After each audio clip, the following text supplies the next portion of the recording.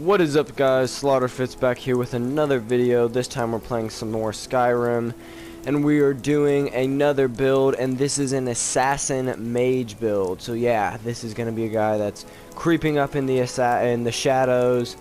All you hear is a swoosh of an axe, and then you're dead. Or if he needs to, he'll use some magic to take you out.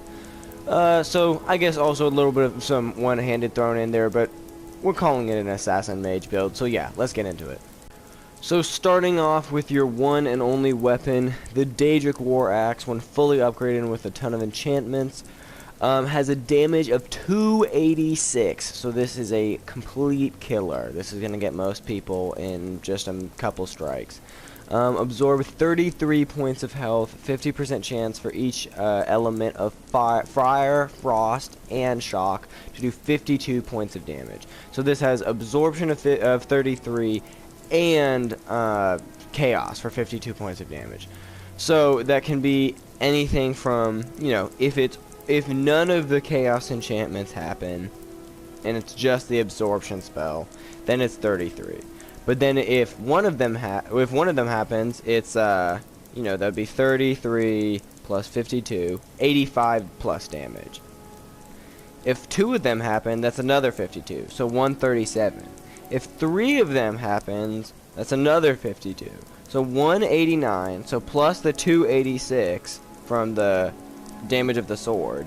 If every enchantment happens, if the stars align, this thing can do 475 with one single attack. That is a real heavy hitter. So yeah, this is about sneaking up on them and getting a real good strike in and hopefully killing them one shot. Then going to apparel, we can start off with the headpieces. So if you didn't know, there's a glitch where you can wear the Pentis Oculatus helmet with a circlet. I think it's the only helmet in the game that works with. Maybe there's like one other. You have to put one on before the other. I think it's the helmet, I think. Yeah, if you do it that way it works, but if you do it in this way it doesn't work. Oh no, it still works. Okay, never mind. I thought there was an order you have to do it with, but I guess not. So it's only the Penitus Oculatus helmet. The normal, like, Imperial helmet it won't work with. It has to be this one. But it can be a upgraded, enchanted version. It doesn't have to be the standard version. So yeah, so starting off with the circlet, I have the gold and ruby one to kind of match the red aesthetic. And I have destruction spells, cost 28% less to cast, increases your magicka by 70 points. So, as I said, this guy is a mage. Gold ruby necklace increases your health by 70 points, one-handed attacks do 45% more damage. You're going to see a lot of these one-handed attack damage. That's why my Daedric War Axe does so much damage. Penitus Oculatus helmet. Increases magicka by 70 points. Destruction spells cost 28% less to cast. So this guy can just launch off destruction spell after destruction spell and it won't really affect him that much.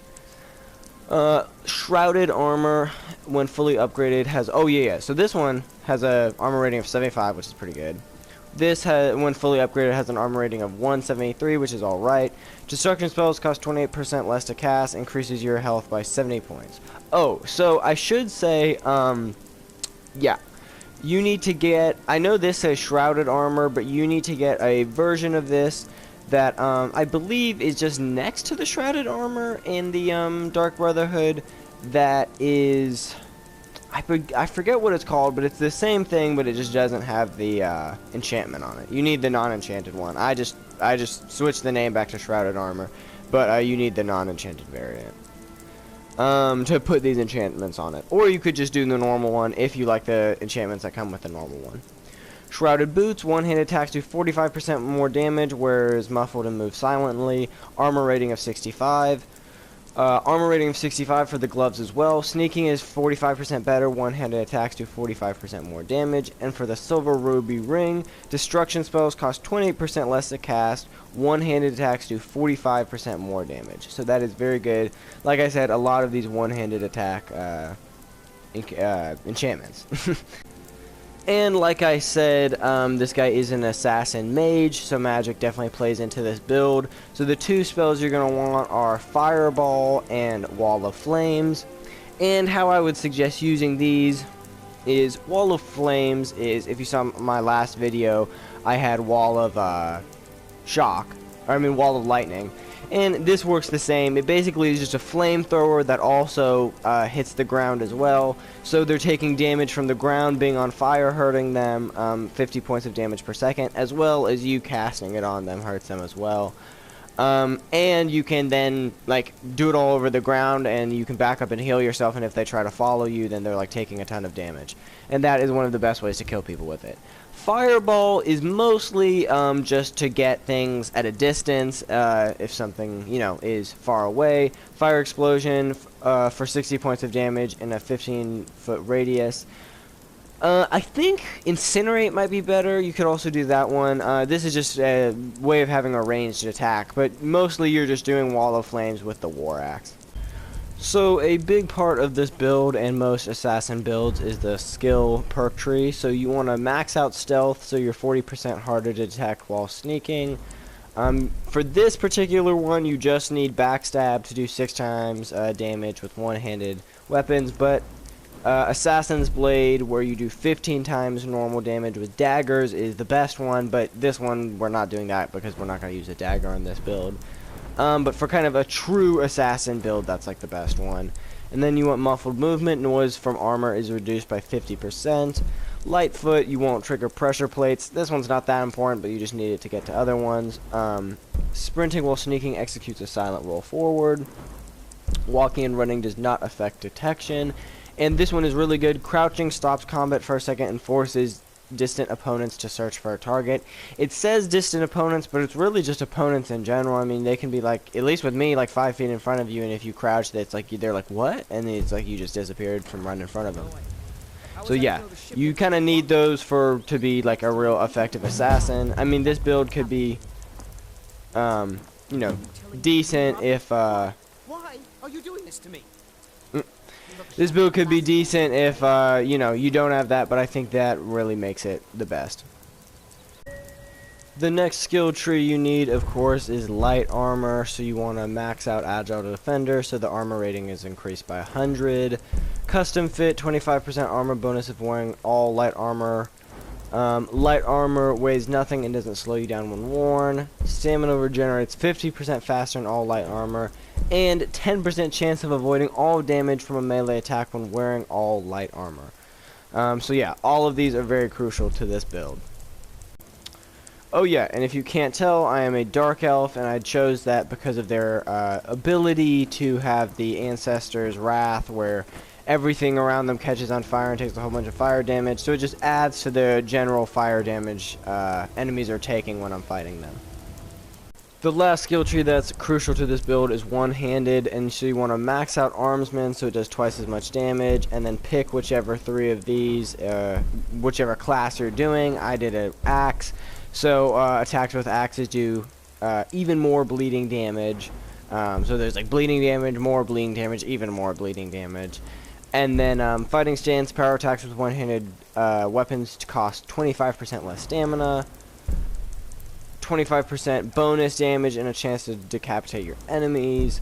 Can do a one-handed power attack while sprinting that does double critical damage, and backwards power attacks have a 25% chance to paralyze the target.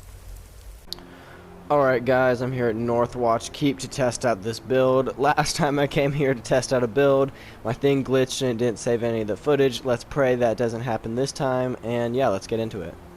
So this first guy, I'm probably going to try to sneak up on in some way. As you can see, it's pretty easy because this guy is pretty sneaky. The muffle enchantment definitely helps with that.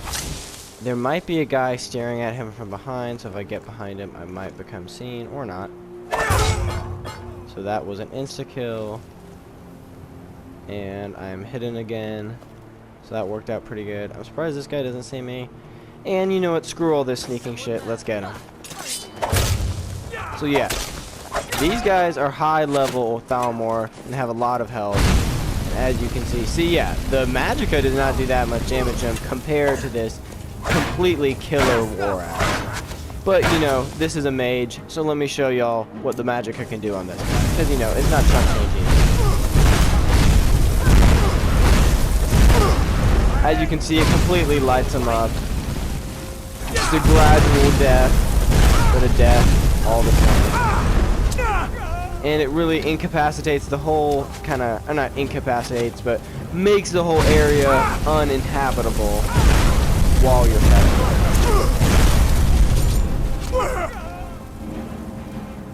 So yeah, as you can see, I'm kind of getting lit up by arrows, but as you can see, really just dumps out magicka on this guy.